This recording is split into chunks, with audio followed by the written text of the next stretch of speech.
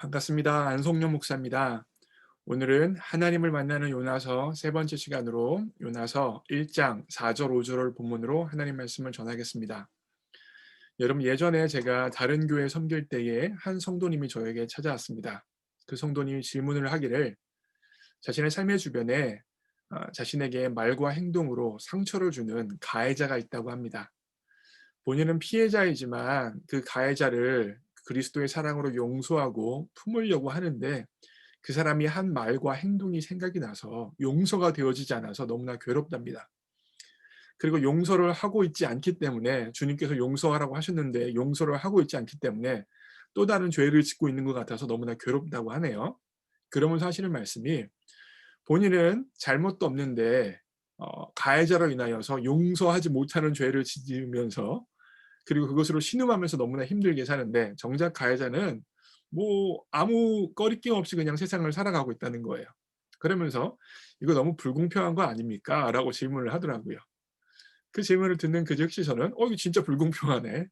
가해자는 아무런 죄책감도 없고 아무런 뭐 눈물의 기도도 없고 그냥 마음대로 살아가는데 피해당한 사람이 오히려 힘들게 살잖아요. 저도 그래서 이 문제에 대해서 고민을 했는데 마침 오늘 본문이 이 질문과 관련되어져 있습니다. 제가 본문을 읽을게요. 요나서 1장 4절 5절입니다. 여호와께서 큰 바람을 바다 위에 내리심에 바다 가운데 큰 폭풍이 일어나 배가 거의 깨지게 된지라. 자 보세요. 4절에서 여호와께서 큰 바람을 일으키셨대요. 큰 폭풍을 일으키셨어요. 누구 때문입니까? 요나 때문이죠. 요나가 불순종해서 하나님께서 그에 대한 심판으로 폭풍을 일으키신 거예요. 여기서 한 가지 발견할 수 있는 영적인 진리가 있는데 무엇이냐면 여러분 우리의 삶에 있는 죄는요 결과를 갖고 옵니다. 다시 말하면 큰 폭풍을 일으킵니다. 반대로 말해서는 안 돼요. 모든 큰 폭풍이 죄 때문이라고 말할 수는 없습니다. 그러나 모든 죄는 폭풍을 일으킵니다. 즉각적인 폭풍일 수도 있고 하지만 즉각적이지 않은 잠정적인 폭풍 이후의 폭풍이 나타날 수도 있지만 어쨌건 죄는 폭풍을 일으킨다는 것은 분명한 사실입니다. 근데 문제는 뭐예요? 그 폭풍으로 인하여서 요나만 피해보면 되는데 그렇지 않다는 게 오늘 본문에 분명히 나타나죠. 5절이에요. 사공들이 두려워하여 각각 자기의 신을 부르고 또 배를 가볍게 하려고 그 가운데 물건들을 바다에 던지는지라. 그러나 요나는 뭐하고 있어요? 배 밑층에 내려가서 누워 깊이 잠이 든지라. 폭풍의 원인이 되어졌던 요나는 태평하게 잠을 자고 있는데 그죠? 사공들은요. 두려워하고 불안해하고 무서워하면서 자신들의 물건을 희생하면서 바다에 던지고 있는 모습이 본문에 나타나고 있습니다. 오늘 제가 시작하면서 말씀드렸던 그 성도님의 질문과 완전 동일하는 현상이 나타나고 있는 것이죠. 제가 이 질문에 대해서 어떻게 대답을 할 수 있을까요? 사실 여러분 제 질문에 답을 할 수 없습니다. 너무 어려운 질문이에요. 저도 어떻게 할 수가 없어요. 여러분 사실 근데 이와 같은 일들이 우리의 삶에 계속해서 나타나고 있는 현실이라는 건 분명합니다. 예를 들면 이런 거예요. 좀 극단적인 예이긴 한데 만약에 남편이 바람을 폈어요. 그러면 잘못한 남편만 벌을 받으면 되는데 그것 때문에 고난당하는 사람이 누가 있습니까? 아무 잘못 없는 아내가 고난을 당해요. 아내가 힘들어해요. 그 집안의 아이들이 힘들어합니다. 내 아빠가 바람핀 아빠라는 사실이 드러나면 얼마나 아이들이 고통스럽고 힘들어지겠어요. 아내가 힘들어지겠어요. 참 안타까운 현실이지요. 그런데 이것이 바로 죄의 영향력입니다. 죄는요 나만 아프게 하는 것이 아니라 내 주변 사람들까지도 아프게 할 수 있어요. 그것이 바로 죄가 가지고 있는 아픈 영향력이라는 것입니다. 그러하기에 그러하기에 그 집사님께 제가 대답을 제대로 할 수는 없었습니다. 다만 한 가지 위로를 드릴 수 있는 것은 무엇이냐면 요나서 1장 맨 마지막에 보면요. 이 사공들이 하나님이 폭풍까지도 다스릴 수 있는 분이라는 사실을 인정하고 하나님 앞에 제사를 드리고 서원하는 것이 나타나게 되었습니다. 무슨 말입니까? 오늘 본문 말씀에 의하면 이 사공들은 원래 자기 신들을 섬기던 사공들이었어요.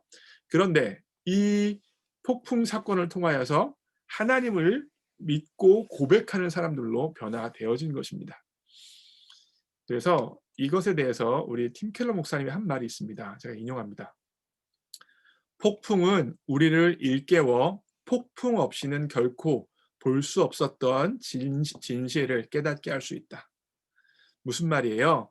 폭풍을 통해서만 우리는 깨달을 수 있는 사실이 있고 폭풍을 통해서만 우리는 나아갈 수 있는 진실이 있다는 것입니다. 간단히 말씀드리면 이렇습니다, 여러분.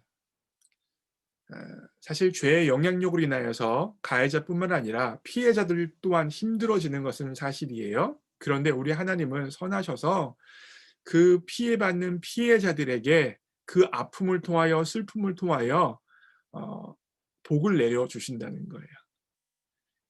무슨 말씀이냐면 예수님을 알 수 있는 사람으로 변화시켜 주시고 예수님을 닮는 사람으로 변화시켜 주실 수 있다는 것입니다. 여러분, 우리 신앙생활에 정수를 표현한 찬양이 있어요. 제가 노래는 잘 못하지만 불러볼게요.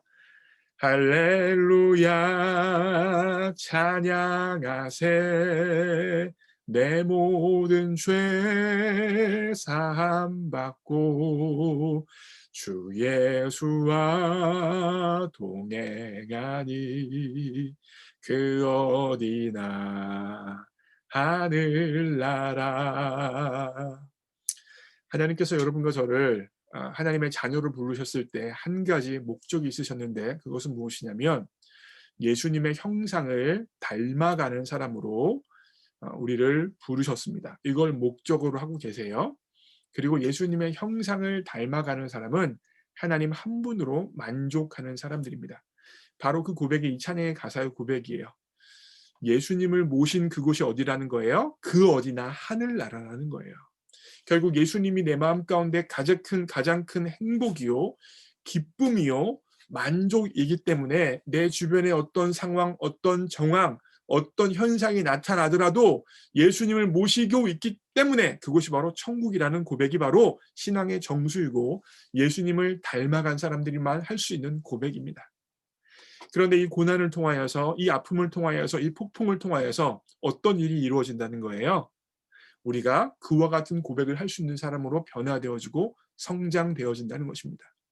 결국요, 가해자로 인하여서 물리적으로 정서적으로 피해를 받는 건 사실입니다. 그런데 하나님께서는 선하셔서 그와 같은 아픔을 겪는 사람들에게, 그와 같은 물리적으로 정서적으로 피해를 받는 사람들에게 영적인 복을 허락하시겠다는 거예요. 무엇입니까? 예수님을 닮아가고 천국 백성으로서 합당한 사람으로 변화시켜 주신다는 것입니다. 혹여나 남편이 상처를 입혔습니까? 혹여나 친구가 상처를 입혔습니까? 그것으로 인하여 아픕니까? 그러면 하나님께서 해주시는 일은 무엇입니까? 예수님만 허락하실 수 있는 기쁨과 평강을 영적으로 공급시켜 주셔서 그 아픔과 슬픔을 상쇄시켜 주시고 예수님만으로 만족할 만한 사람으로 우리를 변화시켜 주신다는 것입니다. 그리고 그 사람이 바로 천국에 합당한 사람이 되어진다는 것입니다. 결국 물리적으로 정서적으로 피해받은 것을 영적으로 하나님께서 보상시켜 주신다는 것이 바로 오늘 본문을 통하여 확인되어지는 진리 중에 한 가지입니다. 사랑하는 성도 여러분, 애매히 고난당하고 계십니까? 그것까지도 합력하여 선을 이루시는 하나님이 계십니다. 지금 너무 아프고 너무 힘들지만 하지만 그것을 통하여서 선을 이루시는 하나님이 바로 우리의 하나님이라는 사실을 믿고 오늘 하루 소망 가운데 하나님 앞에 나아갈 수 있는 여러분과 제가 되어지기를 주님의 이름으로 축복합니다. 그럼 여러분 건강하시고요. 목요일 날 뵙겠습니다. 바이.